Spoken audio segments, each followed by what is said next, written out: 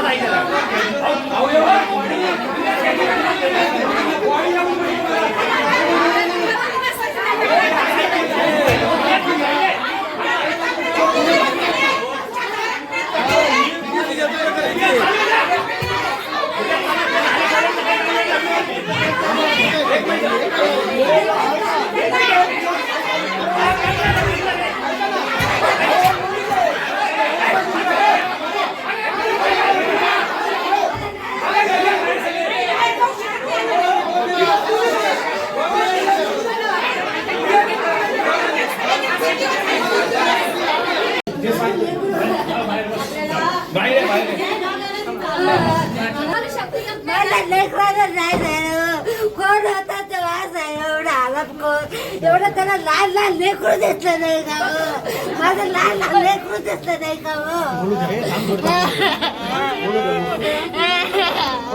काय गुन्हा केला मी कोणाचा मला एवढी मोठी शिक्षा दिली काय गुन्हा केला मी मला सांगा ना तुम्ही काय गुन्हा केला हो मी माझं लेकरू द्या ना हो माझ्या लेकराला नाही द्या ना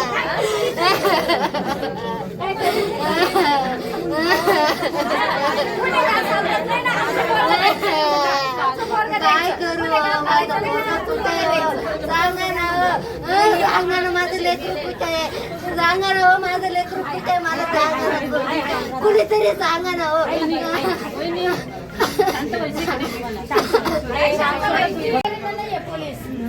काय म्हणलं पोलिसांनी काय केलं आता एवढे 2-3 तासापासून इथं आलं आहे का कोणाची हालचाल काही कोण आहे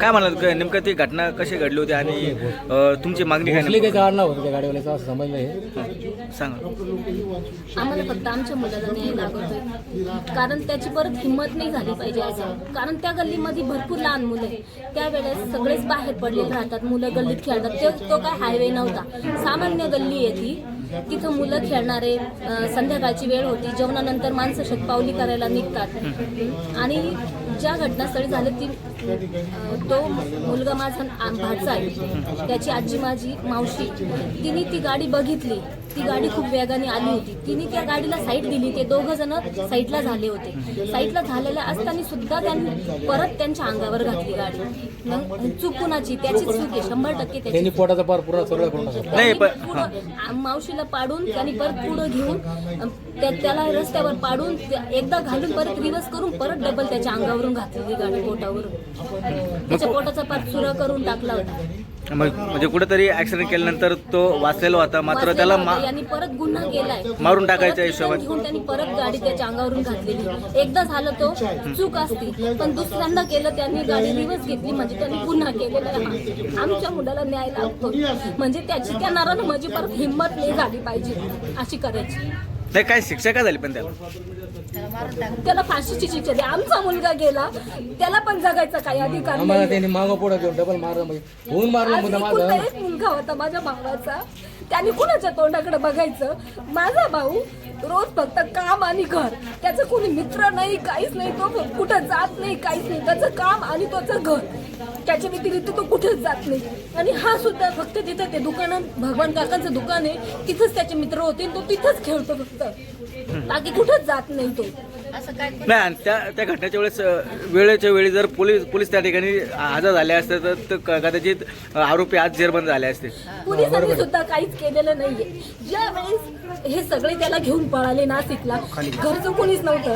पोलिसांचं म्हणणं झालं घरचे कुठून येतील सांगा बरं तुम्ही. गल्लीतले आले होते ना, ते नव्हते का विटनेस? गल्लीतले आले होते ते 11:15 दरम्यान, त्यांनी गुन्हा दाखल केलेला नाही. तेव्हा कॅमेरे चालू नव्हते. 3 दिवस वाट बघताय. ते म्हणते हॉस्पिटल मधून फोन करा. त्यांचा मुलगा मरणाच्या दारात, ते कुठून हॉस्पिटल मधून फोन करतील सांग बरं तुम्ही. मग काय वाटते या सगळ्या गोष्टीला पोलीस प्रशासन देखील जावत आहे. आमचं तर म्हणणं आहे. दारू पिऊन पोरं गावात गाडी चालतात. दारू वेळेच्या वेळी जर दिवस झाले या घटनेला काहीच ऍक्शन नाहीये. त्यांनी सीसी कॅमेरे चेक केले नाही, गाडी कुठं पकडली गेली नाही, गाडी आपोआप इथं आणून लावलेली. मग कुणाचा दोष आहे हा? छोट्या मुलाचं काय दोष राहतो? आज 3 दिवसात पोलिसांनी काय केलं पोलिसांनी आज 3 दिवस? काय म्हणले? ते नाशिकला होते सगळे. हा. माझे मिस्टर पण येऊन गेले हा. इथं शुक्रवारी सकाळी. हा. ते म्हणे त्यांचं कोणाचं तरी स्टेटमेंट लागन, त्याशिवाय आरोप होत नाही. आता हे सगळे तिथं स्टेटमेंट देण्याच्या न्याय स्थितीत कुठं होते का मागायचा? कोणी? न्याय कुठं मागणार? मग सामान्य जनतेने करायचं काय? म्हणजे वेळेच्या वेळी पोलिसांनी जर ऍक्शन घेतली असते Action तर घ्यायला पाहिजे होती. आज आरोपी जेरबंद झाले असते. आज माणसं येऊन इथं सांगताय म्हणजे गुन्हा आहे ना. माणसानं का वेळ लागलं का त्यांनी बळच काहीतरी येऊन इथं सांगतील? 24 तास यांचं काम आहे ना जनतेचं रक्षण करणं. आज त्यांनी घटनास्थळीवर निदान येऊन तिथं चौकशी तरी करायला पाहिजे होती. 4 वाजेपर्यंत गल्लीतले सगळे जसेच्या तसे बसेल होते, पहाटेच्या 4 पर्यंत. कुणी जेवलं सुद्धा नाही त्या दिवशी. म्हणजे पोलीस आलेच नाही त्या ठिकाणी. तिथं येऊन आणि चौकशी करणं गरजेचं होतं. माझ्या मावशी, तुम्हाला अजून एक पुरावा सांगते, माझ्या मावशीच्या आजपर्यंत तिथं रणभोरच्या दुकाना पुढं बांगड्या फुटलेल्या आहेत, तिथं तिच्या बांगड्या पडलेल्या आहेत. तरी यांनी काहीच ऍक्शन घेतली नाही. यांनी सीसी कॅमेरे चेक केलेले नाहीये, काहीच केलेलं नाही. आम्हाला फक्त आमच्या मुलाला न्याय लागतोय. मग याच्यामध्ये कुठेतरी आणि अशी शिक्षा करा का परत त्याचेच काय, जो ड्रिंक करन, जो पिऊन जाईन, ड्रायव्हर लोकांना सगळ्यांना जे पिऊन गाडी चालवण, त्याची परत हिंमत नाही झाली पाहिजे, अशी शिक्षा करा त्याला. एवढंच म्हणणं आहे आम्हाला. धडकवलं, नंतर गाडी परत माग डबल चिरगवलं त्यांनी. असं काही कारणासाठी डबल त्याला उडवलं. आम्हाला फक्त नाही मिळावं, बाकी काही नाही. त्याला हजर करावं आणि नाही मिळावं. नाही. मग ज्यांनी कोणी उडवलं ते तुमच्या ओळखीचे होते? नाही ओळख नाही, काही नाही. मग याच्यात काही घडलं होतं? काही याच्या आधी काहीच घडलं नाही. आणि त्याच्यामध्ये आता काय तुमची काय मागणी काय तुमच्या याच्यात? मागणी तर ड्रायव्हरला हजर करायचं, आमचं त्याचं लायसन रद्द करावा. त्याला लायसन कोण दिलं? लायसन रद्द करावं. दारू पिऊन ते गाडी चालवत नाही, फक्त लायसन रद्द केलं पाहिजे. काहून काय शिक्षा केली? अजून त्याला कारवाई कठोर कारवाई व्हावा. आज गल्लीमध्ये लहान मुलं काही खेळतात ते, आणि काय असं प्रसंग येऊ शकतो. आज आमच्या उद्याच्या घरी ज्यावेळेस ती घटना घडली होती, ऍक्सिडेंट झाला होता, त्यावेळेस तुम्ही देखील सोबत होता. काय नेमकं काय घडलं होतं? वेगानं गाडी आली, त्या गाडीवाल्यानं आम्हाला उडवलं. त्या गल्लीत शिस्तच नाही राहिली. लोकांनी गिरणीपाशी गाडी करत, गिरणीपाशी लोक बसले होते मुलं, तर तिने आवाज दिला तरी पण हे नाही केलं, तिने वाचवलं नाही. म्हणजे नाही. हां तू तिथं मध्ये सांगितलं तसं सांगा. गाडी रिवर्स घेतली परत सगळं रात्री 10, 10:30च्या दरम्यान आम्ही आलो फिरायला जेवण करून, कारण मी आणि गाडीवाला तिथून वेगानं आला आणि तिने हे केलं. आम्ही साईडला झालो ओंकारण मी, तरी त्यानं माझ्या अंगावर गाडी घातली. त्याच्यानंतर थोडासा पुढं ओंकार होता, त्याच्या पण अंगावर गाडी घातली. नाही, गाडी घातली म्हणजे नंतर काय झालं मग पुढं? मग ओंकार गाडीची पुढं रोडवर पाडला, त्याने गाडी रिवर्स घेतली आणि रिवर्स घेऊन पुन्हा जोरात पुढं नेली. त्याच्या अंगावर डबल गाडी नेली, डबल गाडी घातली त्याच्यात. खाली उतरले आणि ते म्हटले पुरावा ठेवायचाच नाही म्हणे. ते बसलेले पुरावा नाही ठेवायचं. मग ते मागं उतरून ते हसले आणि त्यांनी ते पाहून आणि वेगानं गाडी शिव मंदिराकडे घेऊन गेले. काय त्या भागात त्या लोकांचा कायम त्रास आहे का? त्रास आहे, कायम त्रास आहे त्यांचा वाला. 2-2, 2:30 वाजेपर्यंत बस त्या लोकांच्या घरावर दगड फेकी, त्या आणि मी जर त्यांना पाहिलं तर मी ओळखेन त्यांना. नाही काही नाव वगैरे माहिती त्यांचे कोण होते काय नाव होते नाही माहिती पण चेहरे ओळखेन. चिरकुळ त्यांना शिक्षा झाली पाहिजे, पण आता न्याय मिळाला पाहिजे. काय शिक्षा काय नेमकं काय शिक्षा झाली पण त्यांना त्याच्या माझ्या नात्याच्या अंगावर डबल गाडी घातली, त्याच्या अंगावर डबल गाडी घाला. राहता शहरामध्ये 2 दिवसापूर्वी एक धक्कादायक घटना या ठिकाणी घडली होती. सावता महाराज जे मंदिर आहे त्या मंदिराच्या जवळपास ही घटना या ठिकाणी घडलेली होती. त्या घटनेमध्ये एक तरुण मुलगा जो आहे त्याला चिरडला असल्याचं हा प्रकार या ठिकाणी घडला आहे. म्हणजे चिरडलं म्हणजे साधारण चिरडलं नाहीये, त्याला पहिले उडवलं गेलं, त्याच्यानंतर तो जिवंत आहे. तो जिवंत असल्यानंतर त्या जे काही आरोप आहेत त्या आरोपींनी बघितलं की तो जिवंत आहे. मग त्यांनी ती गाडी पुढे नेली आणि पुन्हा ती रिटर्न आणली. म्हणजे कुठेतरी त्याला मारून टाकण्याचा प्रयत्न या ठिकाणी घडला. त्याच्यासोबत त्यांची आजी देखील होती, त्या आजी देखील दुःख झाले असल्याची घटना या ठिकाणी घडली.